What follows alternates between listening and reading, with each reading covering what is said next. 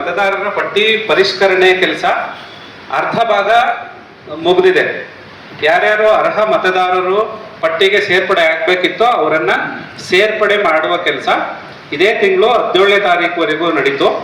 ಅದು ಮುಗ್ದಿದೆ. ಈಗ ಯಾರ್ಯಾರು ನಾವು ನೋಟಿಸನ್ನ ಕೊಟ್ಟಿದ್ವೋ EF ಅಂತೇಳಿ ಎನ್ಯುಮರೇಷನ್ ಫಾರಂ ಅಂತ ಕೊಟ್ಟಿದ್ವೋ ಅದೆಲ್ಲವನ್ನ ಬಹುತೇಕ ಕೊಟ್ಟಿದ್ದಾರೆ. ನಮ್ಮ ನಗರದಲ್ಲಿ 90% ಪಟ್ಟಿಯಲ್ಲಿ ಇದ್ದವರು ಮತ್ತೆ ಸೇರ್ಪಡೆ ಆಗಿದ್ದಾರೆ. ಅವರ ಓಟ್ಗಳು ಕಾಯಂ ಆಗಿದ್ದಾವೆ, ಫಿಕ್ಸ್ಡ್, ಏನೋ ಎಲ್ಲೂ ಕೂಡ ಅವು ವ್ಯತ್ಯಾಸ ಆಗಿಲ್ಲ.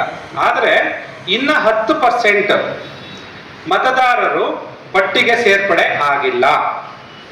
ಕಾರಣ ಬೇರೆ ಬೇರೆ ಇದ್ದಾವೆ. ಅವರು ಸ್ಥಳಾಂತರ ಆಗಿದ್ದಾರೆ, ಶಿಫ್ಟೆಡ್ ಒಂದು. ಇನ್ನೊಂದು ಆಬ್ಸೆಂಟ್. ನಾವು 3 ಬಾರಿ 4 ಬಾರಿ ಅವ್ರ ಮನೆಗಳಿಗೆ ಹೋಗಿದ್ದೀವಿ, ಆದರೆ ಅವರು ನಮಗೆ ಲಭ್ಯವಾಗಿಲ್ಲ, ಸಿಕ್ಕಿಲ್ಲ, ಫಾರಂ ಕೊಡಕ್ಕೂ ಕೂಡ ನಾವು ಆಗಿಲ್ಲ. ಮತ್ತೆ ಡೆತ್, ತೀರ್ಕೊಂಡಿದ್ದಾರೆ, ಪಟ್ಟಿಲಿ ಹಾಗೇ ಇದ್ರು ಅವರು, ಅವರನ್ನ ತೆಗಿಬೇಕಾಗ್ತದೆ. ಅದು ಕೂಡ ಒಂದು ಕ್ರಮ. ಹೀಗೆ ಬೇರೆ ಬೇರೆ ಕಾರಣಗಳಿಂದ ಮತದಾರರು 10% ಮತದಾರರು ಇನ್ನೂ ಪಟ್ಟಿಯಿಂದ ಆಚೆ ಇದ್ದಾರೆ.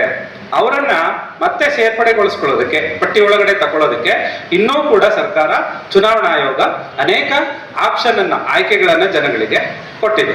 ಈಗ ನೆಕ್ಸ್ಟ್ ಏನ್ ಮಾಡ್ತೀವಿ ನಾವು, ಇದೇ ತಿಂಗಳು 24ನೇ ತಾರೀಕು, ಅಕ್ಟೋಬರ್ 24ನೇ ತಾರೀಕು ಚುನಾವಣಾ ಆಯೋಗ ಇಡೀ ರಾಜ್ಯದಲ್ಲಿ ಎಲ್ಲ ಕಡೆ ಏಕಕಾಲದಲ್ಲಿ ಈಗ ಯಾರ್ಯಾರು ಪಟ್ಟಿ ಒಳಗಡೆ ಸೇರ್ಕೊಂಡಿದಾರಲ್ಲ ಅವರ ಪಟ್ಟಿಯನ್ನ ರಿಲೀಸ್ ಮಾಡುತ್ತೆ.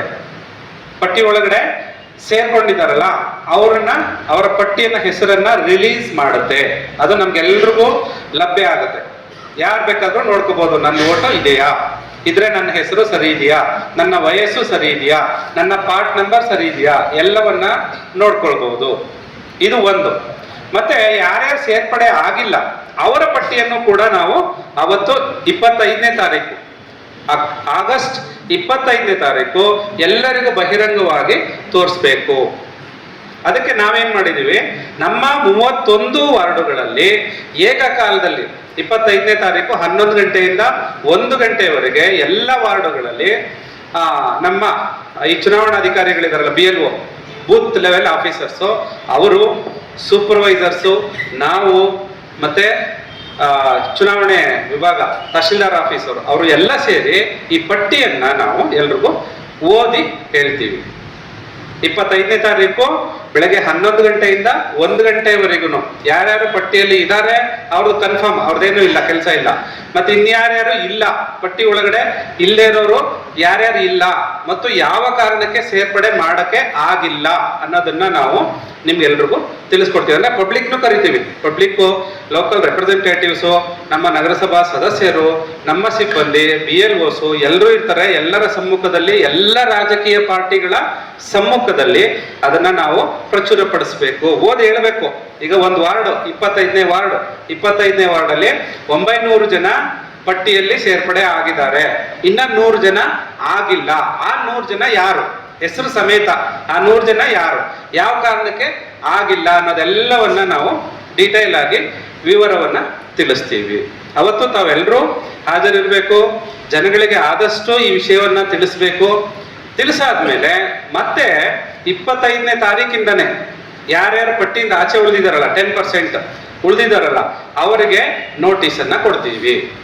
1 ವಾರ ಟೈಮ್ ಕೊಟ್ಬಿಟ್ಟು ನೋಟಿಸ್ ಕೊಡ್ತೀವಿ. ಏನು, ಈ ಕಾರಣದಿಂದ ನಿಮ್ಮನ್ನ ಸೇರ್ಪಡೆ ಮಾಡಕ್ ಆಗಿಲ್ಲ, ಇನ್ನೂ ಅವಕಾಶ ಇದೆ, ನೀವು ಇಂಥ ದಿನ 25ನೇ ತಾರೀಕಿಂದ 1 ವಾರ ಅಂದ್ರೆ ಸೆಪ್ಟೆಂಬರ್ 1ನೇ ವಾರದಲ್ಲಿ ಡೇಟ್ ಕೊಡ್ತೀವಿ ನಾವು.